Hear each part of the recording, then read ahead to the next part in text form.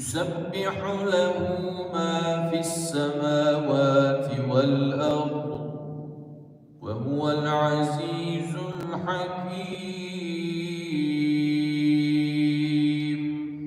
صدق الله العظيم. سبحان ربك رب العزة عما يصفون وسلام على المرسلين والحمد لله رب العالمين.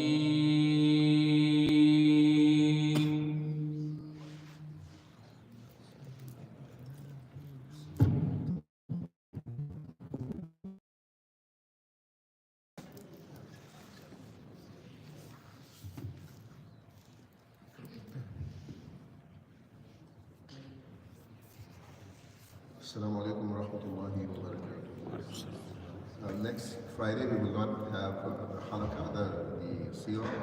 There's some travel coming up, so I won't be here. But we will resume the Friday after. So next Friday we will not have the seerah. We will not have seerah a week from now. Bismillah walhamdulillah wa salatu wa salam ala rasulillah wa ala ahlihi wa sahbihi wa wala. اللهم سبحانك لا علم لنا إلا ما علمتنا إنك أنت العليم الحكيم ربنا زدنا علما آمين يا رب العالمين. اللهم أرنا الحق حقا وارزقنا اتباعه وأرنا الباطل باطلا وارزقنا اجتنابه رب اشرح لي صدري ويسر لي أمري واحلل عقدة من لساني يفقهوا قولي أما بعد. اللهم آت نفوسنا تقواها وزكها أنت وليها ومولاها أما بعد. So we will cover just one story from the seerah of the Prophet sallallahu alaihi wasallam, and this is the story of two men, one of whom we talked about briefly, whose name was Abu Jandal. And Abu Jandal, if you recall, was the son of Suhail ibn Amr, who was negotiating with the Prophet ﷺ for the Treaty of Hudaybiyah. And while Suhail ibn Amr was negotiating with the Prophet, his own son came, and he was in fetters, he was shackled. And he came professing Islam. And Suhail ibn Amr said that, now my son has come to you, but he has come to you after you signed the treaty, Muhammad, so you have to send him away. And so he begged, and the companions begged that he be kept, and Rasulullah was not able to make an exception. The Prophet asked Suhail ibn Amr, can you just make an exception for him? But Suhail ibn Amr refused. He struck his son, yanked at his chains, and took him back. And Rasulullah told Suhail ibn Amr, the son of Suhail ibn Amr, who was Abu Jandal, that Allah will find a way for you, but we have to honor this treaty, the Treaty of Hudaybiyah.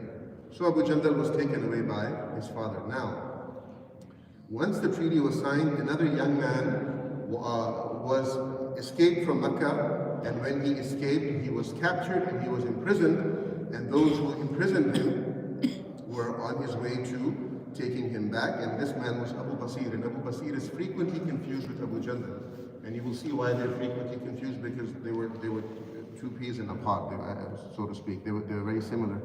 Abu Basir was on his way to Medina, and when he came to Medina, the people who were chasing him followed him all the way there from the Quraysh, and Rasulullah told the same words to Abu Basir that he had said to Abu Jandal, which is that, look, we have to honor this treaty, and you have to go back. And the Sahaba told Abu Basir that, look, Allah will find a way for you. Now, when Abu Basir was being taken back, he was by two men of Quraysh. He was a very aggressive and resourceful person, so he quickly took out the sword from one of the people, and he killed one of the two people that were taking him back to Mecca. So this terrified the other guy. There were two mushrikun, and the other person, whose name was Kawthar, he came running back to Medina. Not to Mecca, but he comes to Medina, and he sees the Prophet ﷺ, and his face, he had the look of terror on his face. So when Rasulullah ﷺ saw Kawthar, before this man, Kawthar, he was a mushrik, before he even opened his mouth, the Prophet ﷺ said that this man has seen a terrible thing because of the expression like he had seen a ghost on his face. And so Kawthar said that, we were taking Abu Basir back to Mecca, and Abu Basir attacked my companion and killed him in a very vicious and brutal way.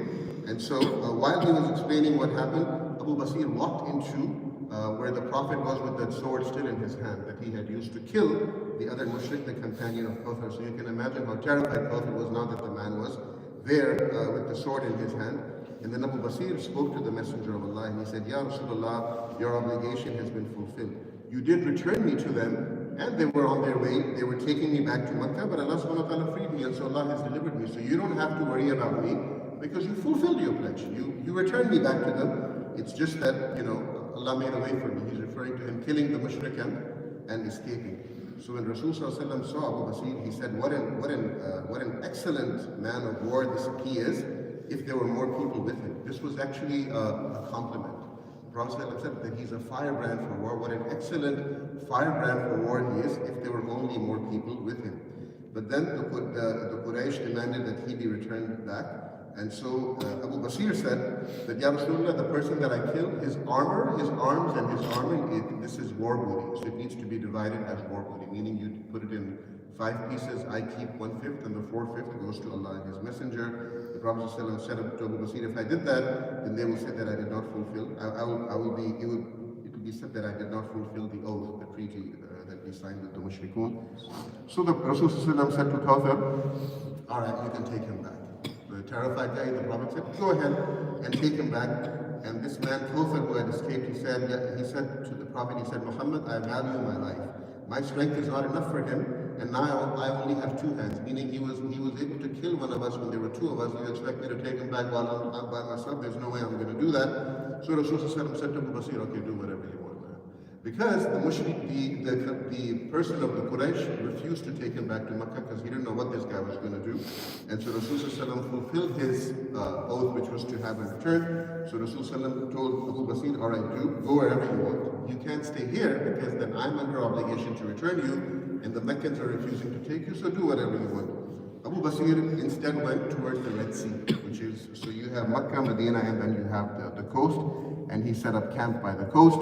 And when Umar ibn Khattab saw that this person, Abu Basir, had killed his captor and was not allowed to stay in Medina and had found like a 3rd place, Umar ibn Khattab made sure that the word got out to the Muslims in Makkah who were shackled like Abu Basir was, so they should know. So when the word got to the prisoner Muslims in Makkah, Abu Jandal, the son of Suhail ibn Amr, escaped again, and he joined the camp of Abu Basir.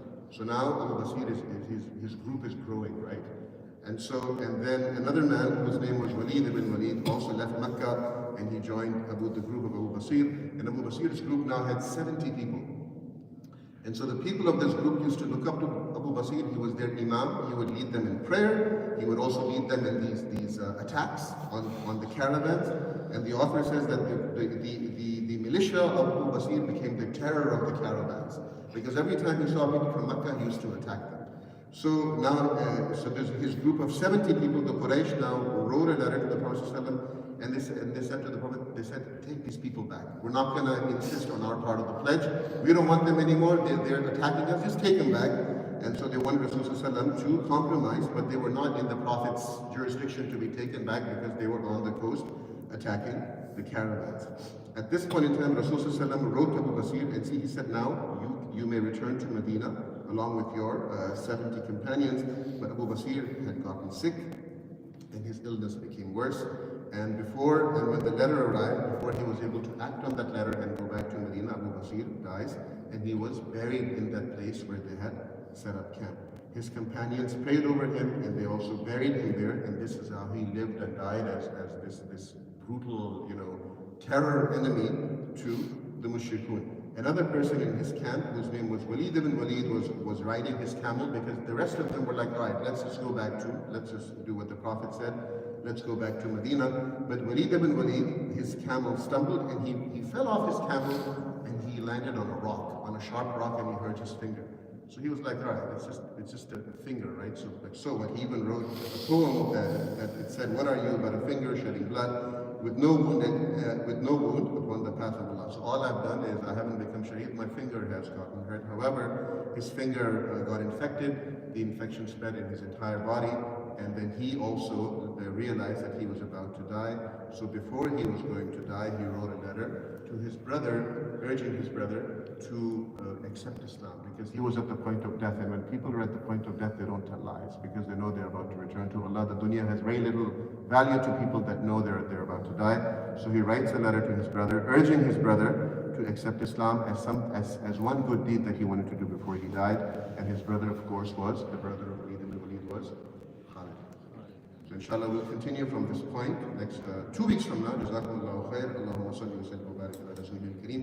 Wa akhiru da'wana alhamdulillahi rabbil alameen. Assalamu alaikum wa rahmatullahi wa barakatuh.